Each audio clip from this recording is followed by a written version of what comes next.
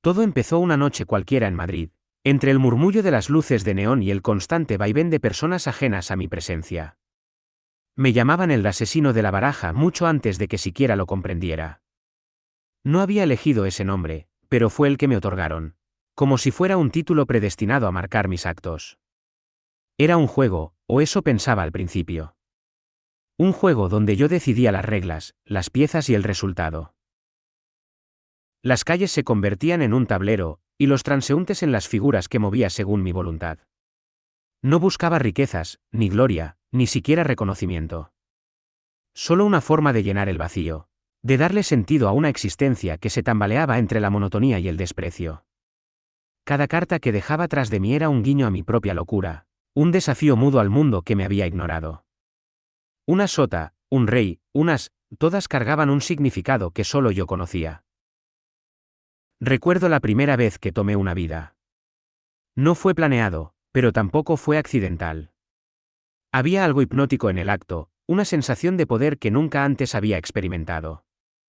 El frío metal en mis manos, el susurro de su respiración apagándose, y luego el silencio absoluto. Era como si el mundo entero se detuviera para observar mi obra. Al principio, me invadió un atisbo de culpa, una chispa fugaz que se extinguió rápidamente bajo el peso de una satisfacción oscura. Dejé una carta junto a su cuerpo, casi por impulso, sin saber que esa acción trivial se convertiría en mi sello. Con el tiempo, aprendí a perfeccionar mi método. Observaba a mis víctimas, las estudiaba.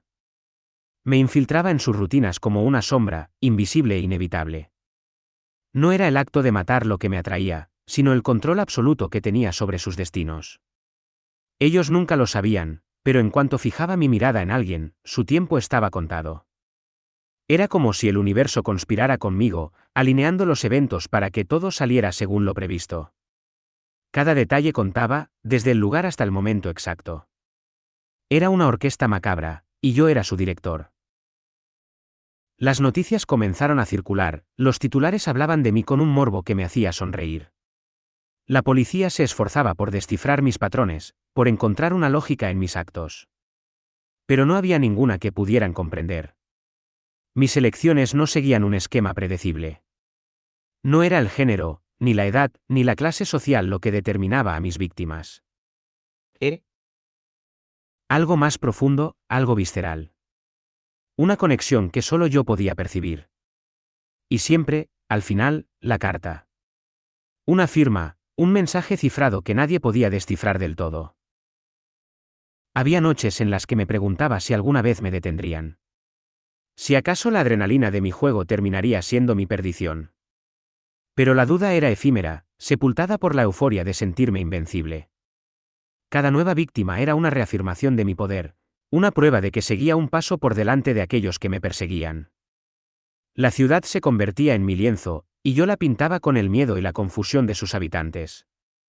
Era un artista incomprendido, trabajando en una obra que nadie quería admirar, pero que todos temían. Sin embargo, también había momentos de reflexión. Me preguntaba si, en el fondo, buscaba algo más que simple caos. Quizás era un grito de auxilio, un intento desesperado por ser visto, por ser reconocido en un mundo que me había relegado a la oscuridad. Pero esas ideas eran peligrosas, porque amenazaban con humanizarme, con devolverme a una realidad que había elegido abandonar. Así que las apartaba, las enterraba bajo capas de frío razonamiento. No era un monstruo, ni una víctima. Era algo más. Algo que ni yo mismo podía definir. Con cada nueva acción, la tensión aumentaba. Sabía que el tiempo no estaba de mi lado, que tarde o temprano cometería un error. Pero eso no me detenía. Al contrario, me impulsaba a seguir, a desafiar mis propios límites. Cada carta que dejaba era un recordatorio de que estaba ahí, de que existía. En un mundo donde tantos pasan desapercibidos, yo me había convertido en un fantasma imposible de ignorar. Y aunque no lo admitiría en voz alta, había algo reconfortante en ese pensamiento. Ahora, mientras escribo estas palabras, siento que el final se acerca.